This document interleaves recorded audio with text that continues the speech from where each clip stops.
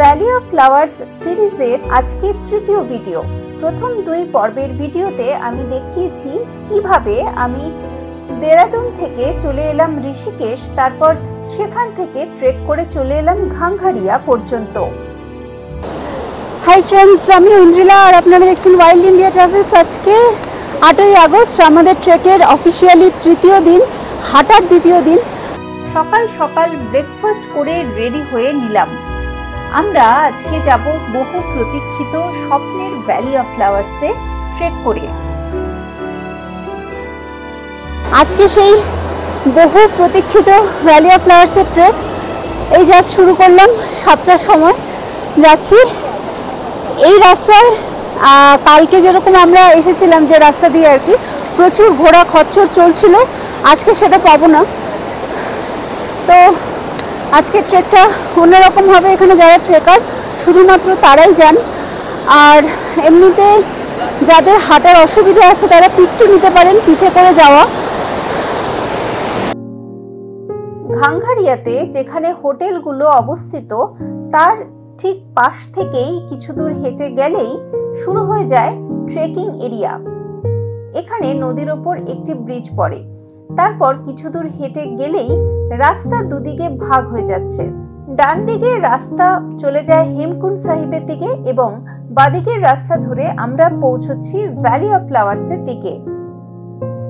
Valley of ফ্লাওয়ার্সে ঢোকার মুখে দারুণ এক্সাইটেড পুরো টিম, সবাই একসাথে আমরা ছবি টবি তুললাম। এবার একদম ন্যাশনাল পার্কের ভেতরে ঢুকছি। এই যে গোটা টিমটা যাচ্ছে, কেউ কেউ পেছনেও আছে।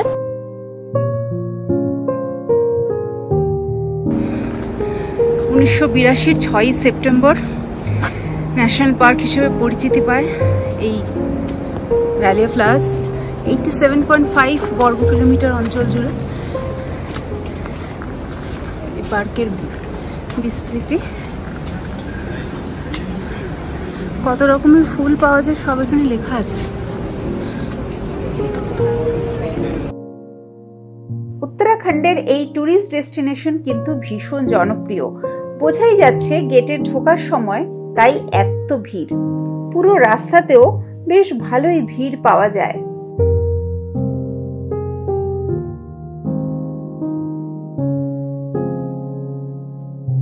উত্তরাখণ্ডের চামোলি ডিস্ট্রিক্টে অবস্থিত এই ভ্যালি অফ ফ্লাওয়ার্স একটি UNESCO world heritage site. Nanda Devi biosphere রিজার্ভের মধ্যে পড়ে এই অংশ।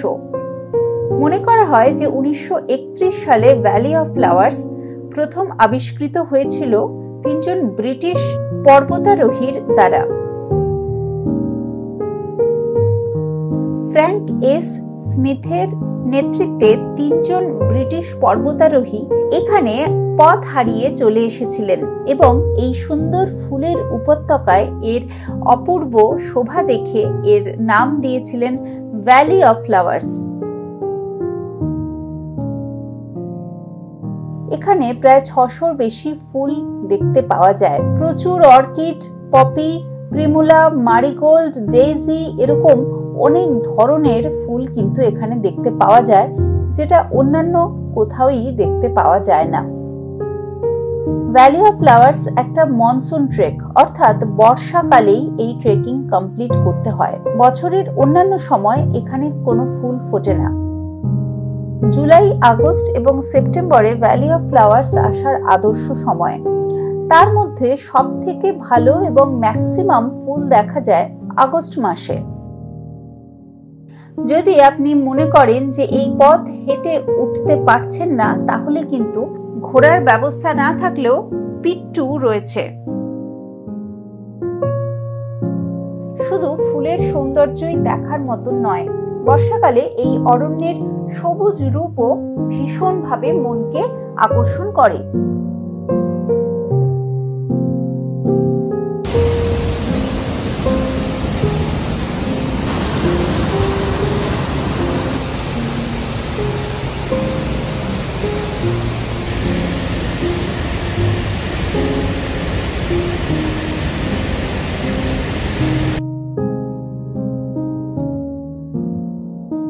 বর্ষাকালে এই পথে পুষ্পাবতী নদীর ধারার সাথে সাথে আরো অনেক ছোট বড় ঝোড়া দেখতে পাওয়া যায়। পথে সেরকম কিছু ঝোড়া পেরিয়েও যেতে হয়। ভ্যালি অফ ফ্লাওয়ার্স এর উচ্চতা 12,654 ফিট, অর্থাৎ 3,858 মিটার। এটা যেহেতু মনসুন ট্রেক, তাই ধরে নেওয়া যেতে পারে যে এখানে সবসময় বৃষ্টি পাওয়া যাবেই। সেই জন্য অতি অবশ্যই পঞ্চ বা বর্ষাতি, ছাতা ইত্যাদি যে কোনো একটা ক্যারি করতে হবে। মারাত্মক চড়াই রাস্তা কোথাও কোথাও। আমি শুনেছি, এখনো যাইনি, আগামীকাল যাবো হেমকুন্ড সাইড চড়াই, কিন্তু এটাও কম নয়, বেশ ভালো। ভ্যালিতে যাওয়ার পর হয়তো একটু ঠিক হবে রাস্তাটা, কিন্তু এখানে রাস্তা কিন্তু ভালোই চড়াই। দাঁড়িয়ে দাঁড়িয়ে চলেছি, বেশি তাড়াহুড়ো করার দরকার নেই, ধীরে ধীরে পৌঁছলেই হবে। এই গোটা যাত্রাপথের ভিডিও এবং সমস্ত ফুলের নাম আমি দিয়েছি আমার ব্লগে। আপনারা হয়তো অনেকেই জানেন না যে আমার একটি ওয়েবসাইট আছে যেখানে আমি নিয়মিত লেখালেখি করি। বেশিরভাগ ভ্রমণ গন্তব্য সম্বন্ধেই আমার ব্লগ পাবলিশ হয় আমার ওয়েবসাইটে। আমি ডেসক্রিপশনে লিঙ্কটা দিয়ে দিলাম। এই ভিডিওতে হয়তো সব ফুলের নাম দেখানো গেল না, সেই নামগুলো কিন্তু আপনারা পেয়ে যাবেন আমার ব্লগে। যেহেতু এই ট্রেক পথ ভীষণ জনপ্রিয়, তাই পুরো রাস্তা জুড়েই প্রচুর মানুষকে আপনি পাবেন আপনার ট্রেক সঙ্গী হিসেবে। ভ্যালি অফ ফ্লাওয়ার্সে এত ফুল দেখলাম, কিন্তু প্রজাপতি খুব একটা দেখতে পাইনি। হতে পারে এত ঠান্ডার জন্য এত ওপরে খুব একটা বেশি প্রজাপতির অ্যাক্টিভিটি ছিল না, কিন্তু প্রচুর মৌমাছি জাতীয় পতঙ্গ দেখেছি যারা ফুলে ফুলে ঘুরে মধু সংগ্রহ করছিল। পাখিও তুলনামূলকভাবে কম দেখেছি, তাও যে কয়েকটা পাখি দেখেছি সেটা আপনাদের অবশ্যই দেখাবো। প্রথমেই দেখেছিলাম ইয়েলো বেলিড ফেয়ারি ফ্যান্টেল। এই পাখি এর আগে আমি দেখেছিলাম অরুণাচল প্রদেশের নামদাফা অরণ্যে। এর একটা বৈশিষ্ট্য হলো এ সব সময় উড়ে এসে পার্টিকুলারলি একটা গাছের ডালেই বসে। সেই জন্য আমি যদি গাছের ডালে ফোকাস করে রাখি তাহলে খুব সহজেই পাখিটা আমি দেখতে পাবো বা ছবিও তুলতে পারবো। যে কোনো পাখি দেখার জন্য তার বিহেভিয়ারটা জানা খুব জরুরি। যদি আমরা সেটা জানতে পারি তাহলে পাখি দেখা বা স্পট করা অনেক বেশি সুবিধাজনক হতে পারে।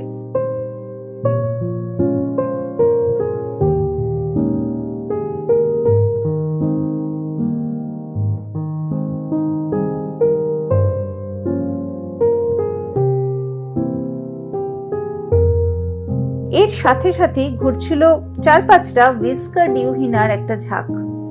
হুইস্কার ডিউহিনার মুখের দিকে তাকালেই বোঝা যায় যে তার ঠোঁটের পাশে গোফের মতন একটা দাগ রয়েছে, সেই জন্যই তার এরকম নাম।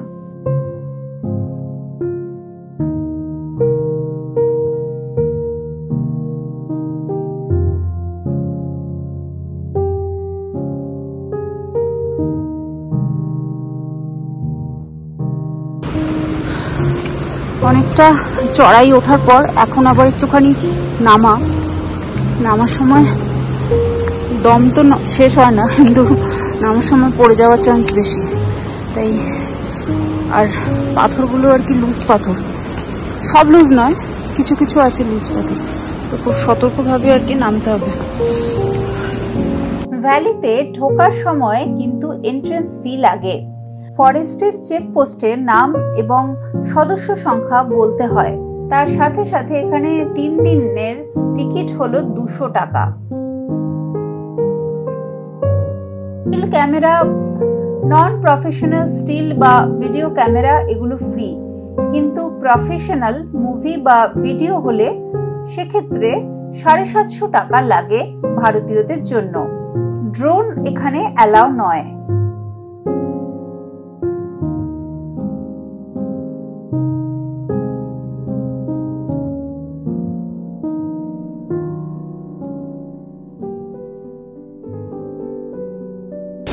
ফাইনালি ভ্যালির অনেকটা কাছে। বেশ টাফ, তবে ওয়ার্দি অবশ্যই। এখন একটু ওয়েদার বেশ সানি, একটু হালকা হালকা রোদ উঠছে। বৃষ্টি যে নেই, বৃষ্টি এখনো পর্যন্ত খুব হালকা একটুখানি মাঝে হয়েছিল, মানে সেটা 5-12 করতে হয়নি, এত কম। এটাই অনেক যে বৃষ্টি নেই, বরঞ্চ হালকা রোদ উঠেছে। আশা করছি দারুণ ছবি টবি উঠবে। ভীষণ ভালো লাগছে, মানে এত এনরিচিং একটা এক্সপিরিয়েন্স, মানে বলার নয়। যদিও এই ট্রেকটা লেখা থাকে 4 কিলোমিটার, কিন্তু আসলে একটু বেশি হয়, মোটামুটি 5 কিলোমিটার 5.5 কিলোমিটারের মতন হবে। ভ্যালিতে ঢোকার পরই মাঝে মধ্যেই দেখতে পাচ্ছিলাম হরেক রকমের ফুলের সম্ভার।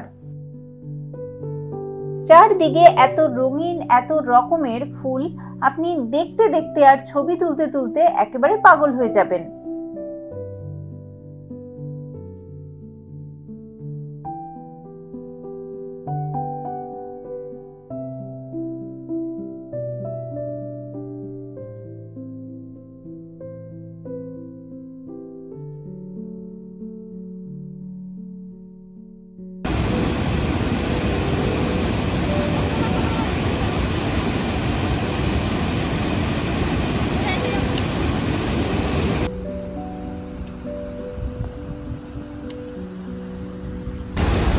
ফাইনালি ভ্যালিতে পৌঁছে গেছি, কিন্তু এখন আবার বৃষ্টি শুরু হয়েছে।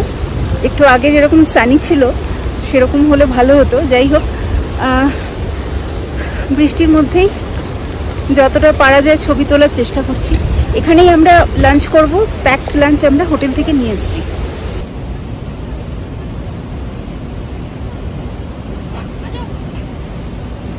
ভ্যালি অফ ফ্লাওয়ার্সের ঠিক আসল জায়গাটায় পৌঁছানোর কিছু পরেই বৃষ্টি শুরু হয়ে গেল। সবাই মিলে বাধ্য হলাম একটা পাথরের তলায় আশ্রয় নিতে। আমরা হোটেল থেকে যেহেতু প্যাকড লাঞ্চ এনেইছিলাম, তাই বৃষ্টির মধ্যে পাথরের তলায় বসে এক অন্যরকম ভাবে খাওয়া দাওয়া সারলাম। বৃষ্টির তোড়ে খুব একটা ভ্যালির ভেতর ঘোরাঘুরি করতে পারিনি, যদিও এখানে একটু দূর হেঁটে গেলে রয়্যাল বোটানিক গার্ডেন্সের বোটানিস্ট জোয়ান মার্গারেট লেগের সমাধি দেখতে পাওয়া যেত। ওনার গবেষণার সময় উনি এখানে এসেছিলেন এবং পড়ে গিয়ে প্রাণ হারান। তারপরে তাকে এখানেই সমাধিস্থ করা হয়। যাই হোক, এবার আমাদের নামার পালা। নামাটা কিন্তু ওঠার থেকে অনেক বেশি চ্যালেঞ্জিং মনে হলো।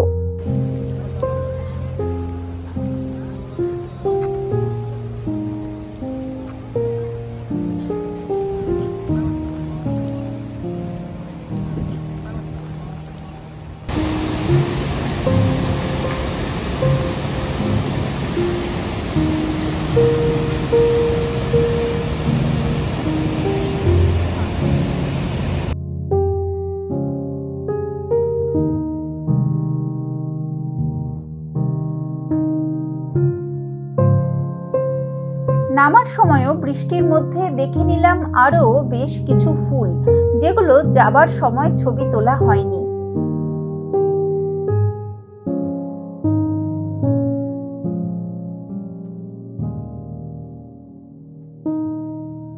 আপনারা হয়তো এতক্ষণে বুঝে গেছেন যে রাস্তা কিন্তু এখানে খুব একটা ভালো নয়, অনেক বেশি পাথুরে।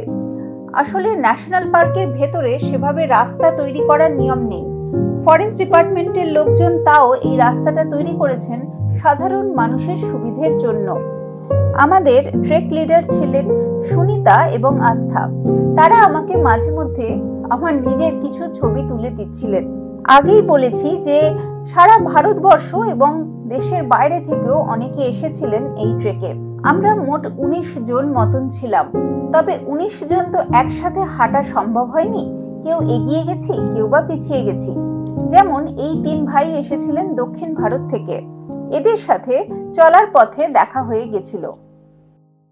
Hello, welcome to valley of the flowers. We completed Valley of Flowers trekking. We just finished the How Valley was of Flowers. how was the experience? It's a great experience. It is very good. Very challenging So as there are a well. lot of flowers varieties. So you will enjoy. Come and visit.